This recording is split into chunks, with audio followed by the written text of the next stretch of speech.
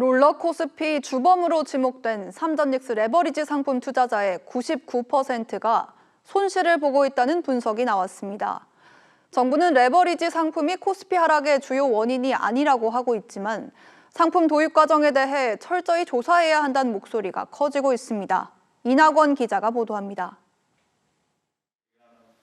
금융당국은 긴급회의 이후 삼전닉스 레버리지 ETF 대책을 내놨습니다. 개인별 총 투자금 중 20%로 레버리지 비중 제한을 두고 시장 변동성이 클 땐 수익률을 2배로 따라가는 배율을 낮추겠다는 겁니다. 출시 2달 만에 두 번째 대책을 내놓은 겁니다. 하지만 졸속 출시에 대한 비판은 끊이지 않고 있습니다. 완전 이거 포퓰리즘 아닌가? 레버리지 탓을 하니까 이제야 부랴부랴 뭔가 대책을 내놓고 있음인 거니까 안전장치가 너무 부실했죠. 한 증권사에 따르면 삼성전자 레버리지 ETF 투자자 99%가 손실을 보고 있습니다. SK 하이닉스 레버리지 ETF도 사정은 비슷합니다.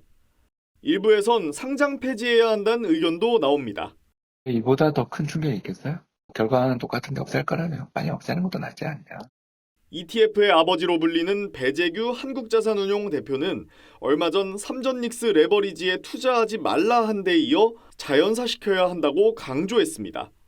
시민단체인 경실련은 도입 과정에 대한 철저한 조사가 필요하다고 지적했고 국회에서도 같은 목소리가 나옵니다. 결국은 김용범 실장의 지시에 의해서 그동안 부정적이던 금융위원회가 단일 종목 레버리지 ETF의 출시를 검토했다. 청와대나 정부는 레버리지가 주가 하락의 주요 원인은 아니란 입장입니다. TV조선 이낙원입니다. 네, 폭락장의 공포가 이어지는 상황에서 김용범 정책실장이 이런 변동성이 한국 증시만 해당되는 게 아니라고 말했습니다. 정말 그럴까요? 박한솔 기자와 따져보겠습니다. 박 기자, 정말 우리 말고도 세계 증시의 변동성이 심한가요? 그렇지는 않습니다. 한국 주가의 변동성은 미국, 유럽, 일본과 비교가 안 될 정도로 높았습니다. 주가가 얼마나 크게 출렁일 것으로 시장이 보고 있는지를 나타내는 변동성 지수를 살펴보면 레버리지 ETF가 도입된 지난 5월 27일 이후 일본 니케이는 33.9였고 미국 S&P는 17.3이었습니다. 하지만 한국은 일본의 2.5배, 미국의 5배 수준인 일평균 86을 기록했습니다. 80대 변동성 지수는 금융위기나 코로나 대유행 초기 때나 나타났던 수치로 사실상 패닉 수준입니다. 서킷 브레이커는 1996년 도입된 이후 총 13회 발동됐는데 올해에만 9회가 발동됐고 사이드카는 2000년 도입 이후 총 103회 발동됐는데 올해만 43번 발동됐습니다. 네, 김 실장은 또 이런 상황이 레버리지 ETF 때문만은 아니다 이런 취지로 말했잖아요. 이건 어떻습니까? 틀린 말은 아닙니다. 한국 증시는 단기 매매 성향이 강한 개인 투자자 비중이 높은 편이고 삼성전자, SK 하이닉스가 코스피 절반 이상을 차지한다는 구조적인 문제도 있습니다.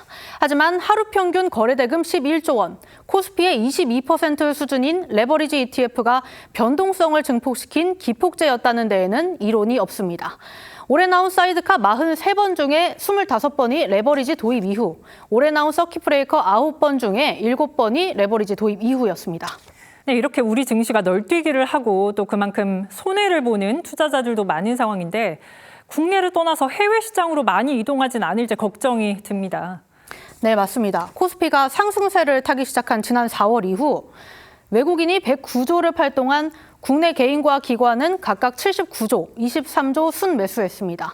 이렇게 우리 증시를 지키던 동학개미들이 계속된 폭락에 미국 주식으로 이동 중인 상황입니다. 7월 한 달 동안 한국인들은 미국 주식을 지난달의 4배인 6조 원어치 사들였습니다. 염려되는 점은 한국에서의 손실을 만회하기 위해서인지 위험성이 큰 세배 ETF 상품 등으로 몰리고 있다는 점입니다. 네, 이렇게 악순환이 반복되는 것 같은데 정부가 그냥 괜찮다 이렇게 낙관적인 메시지를 내서는 시장은 더 혼란스러울 것 같은데요. 네, 맞습니다. 그동안 김 실장은 1만 코스피를 예측하는 등 지나친 낙관론을 편다고 비판받아왔습니다.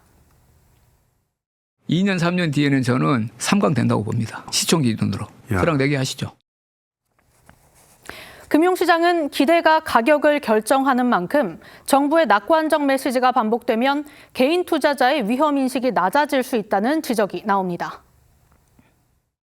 너무 정부 고위 정책 책임자가 이제 낙관적인 발언들을 끊임없이 하니까 이것에 대해서 충분히 생각을 하지 않고 막연하게 신뢰를 하고 그 발언을 묻지마시게 투자를 하는 개인 투자자들이 생길 수가 있고요.